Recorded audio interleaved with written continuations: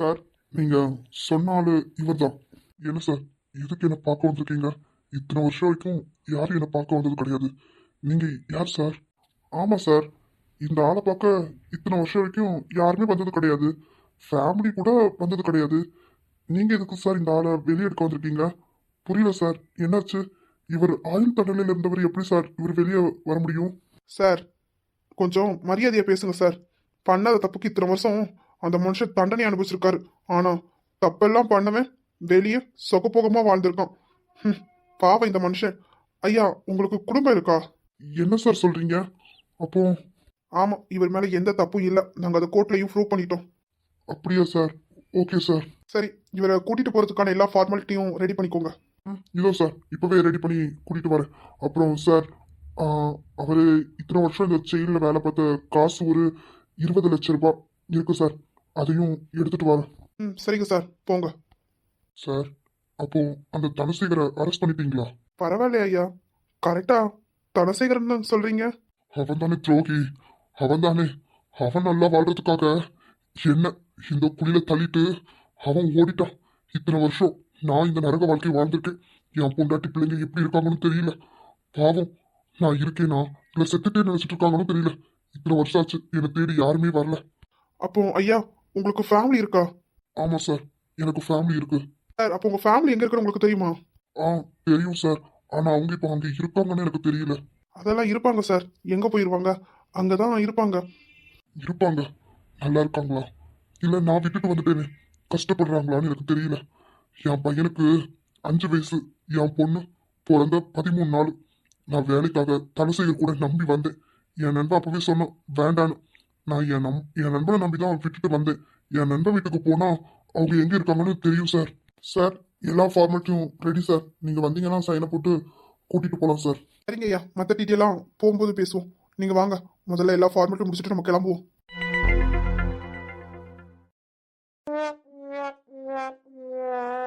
இமையா, juice போட்டு கொண்டு வரவா? குடிக்கிறியா? அப்பவே வாமிட் எடுத்த, இப்போ வயிற்றுல ஒன்றும் இருக்காது.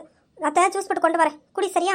அத்தை வேண்டாம் அத்தை, இன்னும் குடிச்சாலும் மறுபடியும் வாமிட்டு தான் வரும். வேண்டாம். அதுக்காக ஒன்றும் குடிக்காமையா இருப்ப? ஜானகி அவ அப்படிதான் சொல்லுவா. நீ போய் ஜூஸ் எடுத்துட்டு வா. அத்தை அத்தை வேண்டாம், இப்போ வேண்டாம் அத்தை, கொஞ்ச நேரம் ஆகட்டும். இப்போ உடனே குடிச்சா மறுபடியும் வாமிட்டு தான் வரும். வேண்டாம் அத்தை, என்னால் முடியாது.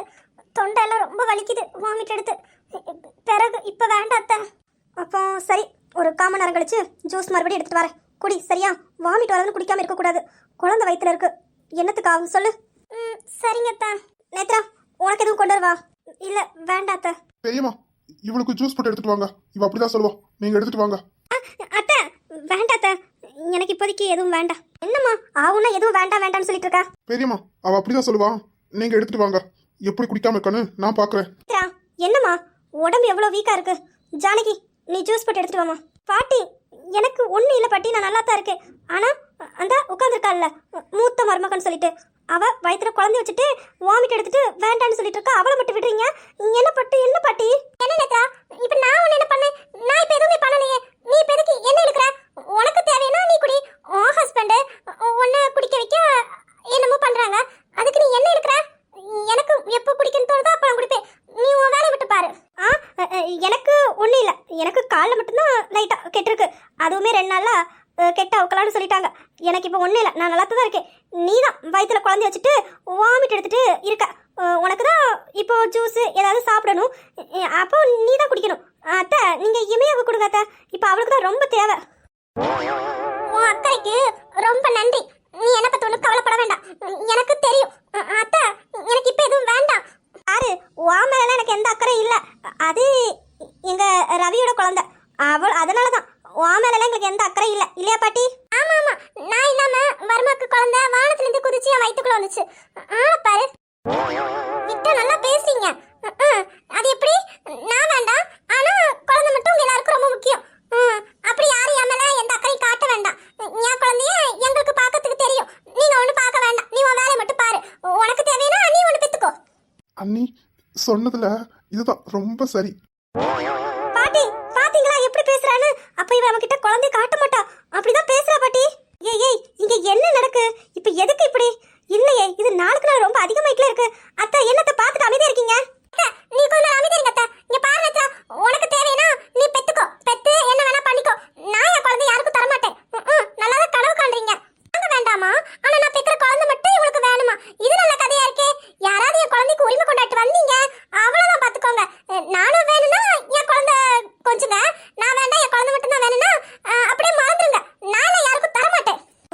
ட்ரெஸ் தான் போட்டு கொண்டு வரட்டான்னு ஜானகி கேட்டா. அதுக்கு நீங்க ரெண்டு பேரும் என்ன பேசிட்டு இருக்கீங்க? பாருங்க பாட்டி, நீங்களும் தான் என் மேல அக்கறை இல்ல, ஆனா குழந்தை மேல தான் அக்கறை இருக்குன்னு பேசுறீங்கல்ல. இங்க பாருங்க, உங்க அக்கறையும் உங்க கரிசையும் எனக்கு தேவையில்லை. என்ன பிடிச்சு போய் எனக்கு அக்கறை காட்டுறவங்க என் ஜானகியத்தை, அபிராமியத்தை, மாமா, குணா, இந்த மகேஷ், அவங்க எல்லாரும் இருக்காங்க. அப்புறம் என் வருமம் இருக்காங்க. நீங்க ஒன்றும் என் குழந்தைக்காக என்ன நீங்க பாத்துக்க வேண்டாம். வேணா உங்க பேத்திய பேர சொல்லுங்க, நீங்க வேணா பாத்துக்கோங்க. வந்துட்டாங்க, நாங்க வேணா, என் குழந்தை மட்டும் வேணும். நான் இல்லாம எப்படி குழந்தை வருமா? பெரியம்மா, அண்ணி மனசுல உள்ளது எல்லாத்தையும் இப்பதான் கொட்டி தீக்குறாங்க. ஆமாடா, அத்தை சும்மா சும்மா அவகிட்ட அப்படிதான் சொல்லுவாங்க. அத்தைக்கு வேணும் தான். ஆமா, அவ கேட்கறது நியாயம் தானே. அவ வேணும், ஆனா குழந்தை மட்டும் வேணுமா? அவ இல்லாம எப்படி குழந்தை வரும்? அத்தைக்கு தேவைதான். எதுவும் சொல்லாத, என்னதான் நடக்குன்னு பாப்போம். இங்க பாரு, அது என் வீட்டு வாரிசு. எனக்கு இல்லாத உரிமையா? பெத்து தந்தியா ஒதுங்கியான்னு இருந்துக்கோ. சும்மா ஏதாவது பேசுன அவ்வளவுதான். ஆமா ஆமா, நல்லா வருவீங்க. இங்க பாருங்க, என் குழந்தை மேல ஏதாவது கை வச்சீங்க அவ்வளவுதான். உங்க வாரிசு தான், நான் இல்லைன்னு எப்பவும் சொல்ல மாட்டேன். தூக்கி கொஞ்சறீங்களா அவ்வளவுதான். உரிமையில கொண்டாட கூடாது. நீங்க 100க்கு 300 நேரம் சொல்றீங்கல்ல, என் பேத்தி நேத்ரா, என் பேத்தி நேத்ரான்னு. அந்த நேத்ரா கிட்ட எத்தனை குழந்தை வேணுமோ பெத்து கேட்டுக்கோங்க, அவ பெத்து தருவா. இல்லையா நேத்ரா? என்ன என்ன ரொம்ப பேசுற? வாய் வர வர ரொம்ப கூடிட்டே போறே. என்ன பைய விட்டு போச்சா? பாருங்க பாட்டி, நான் இந்த வீட்டோட மூத்த மருமக. கொஞ்சம் மூத்த மருமகங்கிற நினைப்பு உங்களுக்கு இருக்கட்டும்.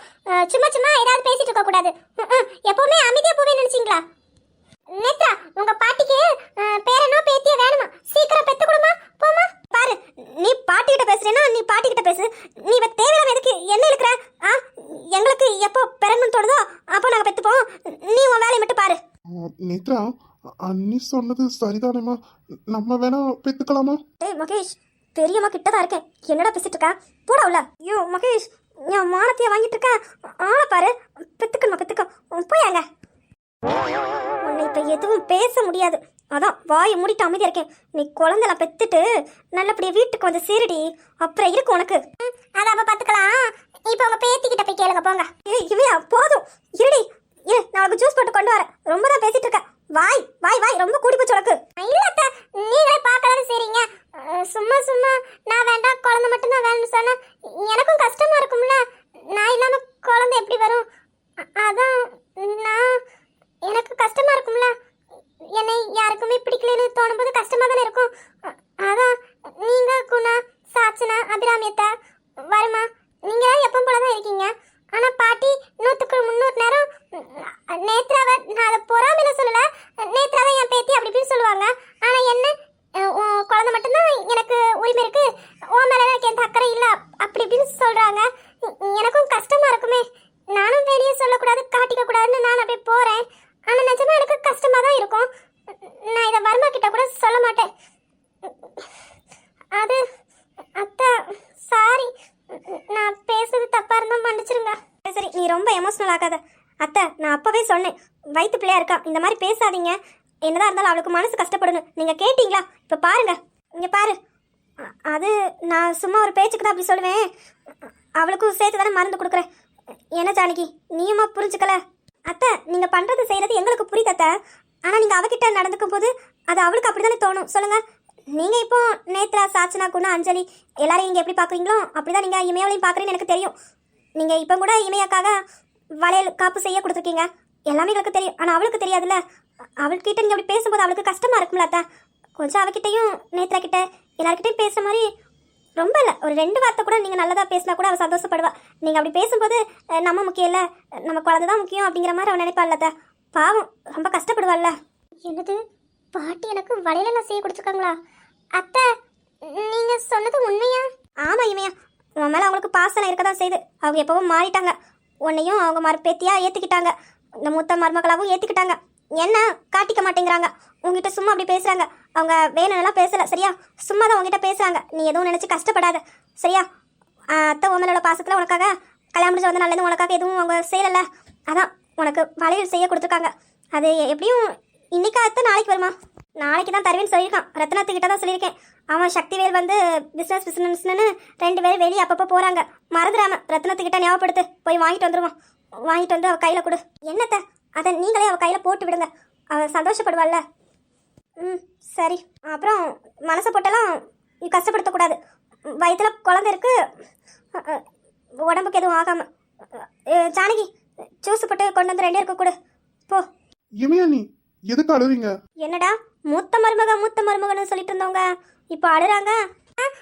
அதெல்லாம் ஆனந்த கண்ணீர், உனக்கு என்ன தெரியும்? போங்க. வாசல் வரைக்கும் சவுண்ட் கேட்குது. என்னதான் நடக்குங்க? அதெல்லாம் ஒன்றும் இல்லை அபிராமி. சரி, ஆசாவை கூட்டிகிட்டு போனே, என்னாச்சு? என்ன சொன்னாங்க டாக்டர்? ட்ரிப்ஸில் எதுக்கு ஏற்றுறாங்க? அதெல்லாம் நல்ல விஷயம்தாக்கா. ஆசா கன்சீவாக இருக்கா. ஏ ஆசா, நிஜமாவா? கங்க்ராஸ் டி. ஆமாடி, தேங்க்யூ டி. வர்மா கிட்ட கேட்டியா கார்த்திக் எப்போ வருவாங்களா? கேட்டேன்டி. எப்படி இன்னைக்கு ஈவினிங்ல நாளை மார்னிங் உள்ள வந்துருவாங்க. எனக்கு தெரிஞ்சு இன்னைக்கு ஈவினிங் வந்துருவாங்கன்னு தான் நினைக்கிறேன். ஏன்னா வர்மா அவசர அவசரமா கிளம்பி போனாங்க. ஒருவேளை கார்த்திகனா வந்துட்டு இருக்காங்களா என்னமோ. வந்துருவாங்க, நைட்டுக்குள்ள வீட்டுக்கு வந்துருவாங்க. சரியா? அப்படியா? நல்ல விஷயம். அம்மாடி ஆசா, வாமா வந்து உட்காரு. ரொம்ப நேரம் நின்றுட்டு இருக்காத, உனக்கு ரொம்ப டயர்டாக இருக்கும்ல. ஆமாத்த, அதான் அவன் மயங்கி விழுந்திருக்கான். காலைல வாமிட் எடுத்திருக்கா. நம்மக்கிட்ட யார்கிட்டயே அவ சொல்லல பார்த்தீங்களா? என்னம்மா ஆசா, வாமிட் எடுத்திருக்கா? ஒரு வார்த்தை சொல்ல மாட்டியா? இல்லம்மா, அது வந்து உங்களுக்கு எதுக்கு சிரமம்? ஆசா, உங்ககிட்ட நாங்கள் என்ன சொன்னோம்? நீயும் இந்த வீட்டு பொண்ணுன்னு சொன்னா இல்லையா? ஏமா ஒன்னால எங்களை உன் வீட்டு ஆட்களை ஏற்றுக்க முடியலையா? ஐயா அம்மா, அப்படி சொல்லாதீங்கம்மா. நான் ஆப்னேச்சில் வளர்ந்த பொண்ணு. குடும்ப பாசம் என்னன்னு அதுக்கு ஏங்குனம்மா. அந்த பாசம் எனக்கு மாமி வீட்டில் கிடைக்கும்னு நினச்சேன். ஆனால் எனக்கு அங்கே கிடைக்கவே இல்லை. எனக்கு கார்த்திக் எந்த கொடையும் வைக்கல. ஆனால் இந்த வீட்டுக்கு வந்ததுக்கப்புறம் நீங்கள் உங்கள் பொண்ணை தான் பார்க்குறீங்க. ஆனால் எனக்கு தான் உங்களை கஷ்டப்படுத்த ஒரு மாதிரி கஷ்டமாக இருந்தது. ஆசா, உன்னை நான் அதெல்லாம் மறந்துடுன்னு சொல்லியிருக்கேன். அந்த ஞாபகமே உனக்கு இருக்கக்கூடாது. சரியா? அப்படிலாம் யோசிக்காத. உனக்கு நாங்கள் எல்லாரும் இருக்கோம். சரியா? சரிங்கம்மா. அக்கா, அவ எதுவுமே சாப்பிடல. வரும்போது வாமிட் பண்ணிட்டா. அவளுக்கு ஏதாவது ஜூஸ் போட்டு கொடுங்கக்கா. ஆசா, வாமா, நீ கொஞ்ச நேரம் ரெஸ்ட் எடு. அப்புறமா பேசலாம், வா. இதோ வாரேம்மா. சரி போ ஆசா, போய் ரெஸ்ட் எடு. அண்ணா வந்துருவாங்க. சரியா? இமையா, உனக்கும் ஜூஸ் கொண்டு வரேன். நேத்ரா, உனக்கும் கொண்டு வரேன். குடிங்க. சரியா? வேண்டாம்னு சொன்னீங்க, அவ்வளோதான். பார்த்துக்கோங்க. சரிங்கத்தா. சரி வாக்கா, நானும் வந்து உனக்கு ஹெல்ப் பண்ணுறேன். ஒத்தையில நீயும் என்ன தான் பாப்பா. வாக்கா. சரிம்மா, வா. வாங்க கார்த்திக், வாங்க ஐயா. ஐயா, உங்க குடும்பம் எங்க இருக்குன்னு தெரியுமா உங்களுக்கு? ஐயா, என் குடும்பம் எங்க இருக்குன்னா, நான் என் பொண்டாட்டி பிள்ளைங்களை விட்டுட்டு போகும்போது என் பையனுக்கு 5 வயசு, என் பொண்ணு பிறந்து 28 நாள் தான் ஆச்சு. அப்பதான் இந்த தனசேகர் வேலைக்கு கூப்பிட்டுட்டு போனான். ஐயா, என் நண்பன் எப்படியோ சொன்னான், வேண்டாண்டா போவாண்டாம், நம்ம வேணா ஒன்றா பிஸ்னஸ் பண்ணுவோன்னு. நான் தான், ஏன்னா அவங்க அம்மா கொஞ்சம் கோவக்காரவங்க. அவங்க அம்மா கொஞ்சம் இந்த ப்ரெஸ்டேஜ் இதெல்லாம் பார்ப்பாங்க. அதனால எதுக்கு பிரச்சனைன்னு சொல்லிட்டு, இல்லைடா நான் போயிட்டு வரேன்னு என் நண்பன்கிட்ட தான் அவங்கள ஒப்படைச்சிட்டு போனேன். என் நண்பனை எங்கே இருக்கான்னு பார்த்தா என் ஃபேமிலி கண்டுபிடிச்சிடலாம். அப்படியா ஐயா? ஐயா, உங்க நண்பன் பேரு அட்ரஸ் ஏதாவது உங்களுக்கு தெரியுமா? நண்பன் பேரு ரத்தினவேல். ஐயா, ரத்தினவேல். என்ன பேர் சொன்னீங்க? ரத்தினவேல் ஐயா. ஆனா ஈஸ்வர் மூர்த்தி ரத்தினவேல் பையன் கேட்டா எல்லாருக்கும் தெரியும். ரத்தினவேல்னு சொன்னா இப்ப தெரியுமான்னு எனக்கு தெரியல. ஆனா அப்பவும் ஈஸ்வரமூர்த்தி பையன் ரத்தினவேல் தான் சொல்லுவாங்க. ஐயா, உங்க பையனுக்கும் உங்க பொண்ணுக்கும் இப்ப எத்தனை வயசு இருக்கும் ஐயா? என் பையனுக்கு உங்கள்ல இருந்து ஒரு 2 வயசு கம்மியா இருப்பான். என் பொண்ணு இப்போ அவளுக்கு எப்படியும் 21 வயசு இருக்குயா. இவர் சொல்றத பார்த்தா மேட்ச் ஆகுது. கார்த்திக், இந்த ஐயாவை கூட்டிட்டு போவி தாடி மீசா முடியெல்லாம் கட் பண்ணி அவருக்கு வேற ட்ரெஸ் எடுத்து கொடுத்து மாத்திட்டு கூட்டிட்டு வாங்க. ஐயா, உங்க ஃபேமிலி எங்க இருக்காங்கன்னு தெரிஞ்சுட்டு நான் கூட்டிட்டு போறேன். நீங்க போய் ரெடி ஆயிட்டு வரீங்களா? என்னையா சொல்ற? என் குடும்பம் எங்க இருக்கான்னு உங்களுக்கு தெரியுமா? ஏயா இல்லையா? அவங்கள பார்த்ததுக்கு அப்புறம் நான் முடியெல்லாம் வெட்டிக்கிறேன். முதல்ல என்ன கூட்டிட்டு போறீங்களா ஐயா? ஐயா ஐயா, பதறாதீங்க. அவங்க எங்க இருக்கான்னு தெரிஞ்சுட்டு நீங்க ஃபர்ஸ்ட் போய் ரெடி ஆயிட்டு வாங்க. உங்களை இந்த நிலைமையில பார்த்தா அவங்களும் ரொம்ப கஷ்டப்படுவாங்கல்ல. போங்க சார், போங்க ஐயா, போய் ரெடி ஆயிட்டு வாங்க ஐயா. நம்ம போயிடலாம். நீங்க ரெடி ஆயிட்டு வந்தோன்னு நம்ம கிளம்பலாம். சரிங்க சார். கார்த்திக், கூட்டிட்டு போ. சரிங்க சார். ஐயா வாங்க ஐயா. வாங்க சார், வாங்க, சீக்கிரம் வாங்க சார். ஐயா ஐயா, கண்டிப்பா இன்னைக்கு உங்க குடும்பத்துல நீங்க போய் சேர்ந்துருவீங்க. வாங்க ஐயா, பொறுமையா வாங்க. சரிங்க சார், வாங்க சார். பாவம் அந்த மனுஷன், அவர் குடும்பத்தை பார்க்க போறேன்னு சொன்ன உடனே எவ்வளவு சந்தோஷப்படுறாரு. டேய் தனசேகர், ஒரு அப்பாவியோட வாழ்க்கை 20 வருஷமா கெடுத்து நாசமாக்கிட்டேடா. உன்னை நான் சும்மா விட மாட்டேன். நீ ஆயுசுக்கும் வெளியவே வர முடியாது. அந்த அளவுக்கு உன் மேல கேஸ் ஸ்ட்ராங்கா போட்டுட்டேன். உன் சொத்து எல்லாமே சப்தி பண்ணியாச்சு. இன்னும் உன் பொண்ணுக்கு சரியான தண்டனை தெருவில் நிற்கிறது. நீங்க பண்ண பாவத்துக்கு கரெக்டான தண்டனை தான். சார், உள்ள வரலாமா? வாங்க கார்த்திக். கார்த்திக் அந்த ஐயா எங்க? இதோ வாராரு, இருங்க சார். ஐயா வாங்க ஐயா. ஐயா போலாமா? ம் போலாம். என்னாச்சு ரவி சார் இவ்வளோ சாக்காராங்க? சார் ரவி, என்ன கார்த்திக், போலாமா? வாங்க போலாம். எதுவும் பிரச்சனையா? இல்லை கார்த்திக், போகும்போது சொல்கிறேன். போலாம் வாங்க ஐயா போலாம்.